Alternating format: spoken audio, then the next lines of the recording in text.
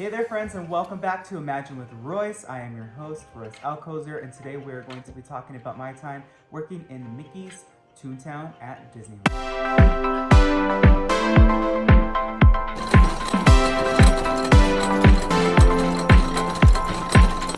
Alright, so to begin, Mickeys Toon Town was always a very fun land for me to work on, and was also very close in proximity to the old animation shop. We were literally 10 feet from the entrance of Toontown, right behind that bank, and it was just a lot of fun.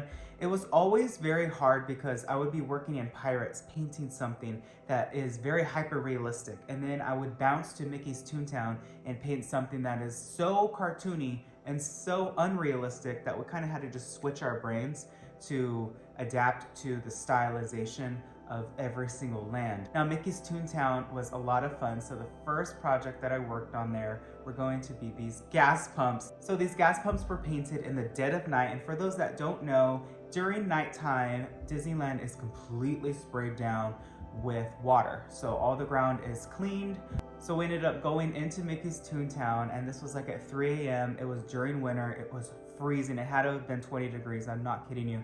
And we had to get on the floor, on the wet floor, to paint these hydrants. And we actually had to find a plug because these lines were actually airbrushed on. And the main reason that we were there is because a lot of times anything that's really close to the ground is always either chipped or marked because of strollers, wheelchairs. So that was my first project. But moving on into Mickey's house, by the way, it was really fun to climb up these stairs.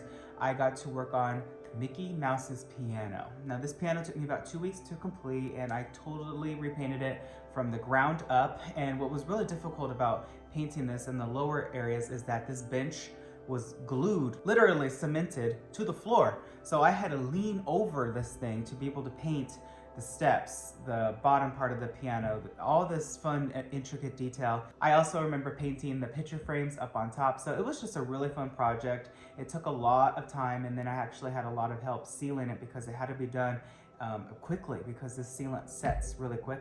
But it was just an amazing project to work on. Moving into Mickey's house further, I got to work on the garden scene. So next time you walk through Mickey's house and you see those little carrots that are popping down, well, I got to paint those, and then I also got to work on the gopher. So when it came time to work on this gopher, I was very excited, and I also was very confused as to where he came from. I had never seen this figure before. I honestly am not the biggest fan of meeting Mickey in his house. I think it's just very chaotic, but I ended up getting this project, and I totally did a refurb, fur paint, and I actually worked with my art director from Imagineering to refocus his eyes, because his eyes were like looking over here, looking over there, so I wanted to refocus them, and he came out great, so it was very fun. And then we got to actually install him back into Mickey's house. And what's really fun about that is I didn't always get to do that. I always kind of just put it on the shelf, and then my art directors from Imagineering would come, look at the figure, and sign off. And signing off means they buy it back from the park. So,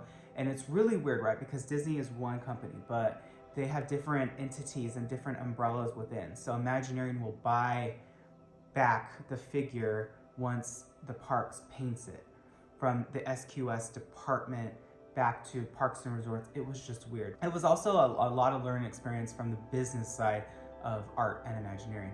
And then moving further into Mickey's house, I think it's further, it's going to be this chicken. I actually did both chickens, and they were really fun. You know, they came into the shop, and I do remember seeing them, so I just completely gutted them, painted their crates, their eyes, and they were just a lot of fun. So Mickey's house, I did actually a lot more work than I remember. Heading next door, or across the way, I guess, in Goofy's house, I got to work on a lot of his old little fun pinwheels and stuff that were blowing in the breeze. They weren't blowing, of course, they were electrical, and I got to repaint a lot of those things that are now in the archives. I have a lot of my work that's in the Walt Disney Archives, I'm telling you. So many things come and go, but that's what's so fun about Disneyland, right? It's never going to be complete. It's always going to be changing and updating and enhancing, because think of it this way, and I know a lot of people get angry when it comes to change, but if it was the exact same thing, wouldn't you get bored of it after a while? I think that enhancing has to be done with the original intent in mind. Like, for instance, the Matterhorn Yeti. I think that that was a terrific change because it still looks like the original Yeti. So that's what I really enjoyed about working with Walt Disney Imagineering Anaheim, is that we were in charge of the tender love and care and maintenance and updates of just the Disneyland Resort, opposed to Glendale, who is more on the production side of new attractions and figures. But that is my time at Mickeys Toon Town. I hope that you enjoyed this video. If you did, please hit that subscribe button, ring that bell icon. That way you're notified whenever I upload a new video. I wish you all a wonderful day. Be nice to one another. And always remember, dreamers, not only to follow your dreams, but to chase them. Later.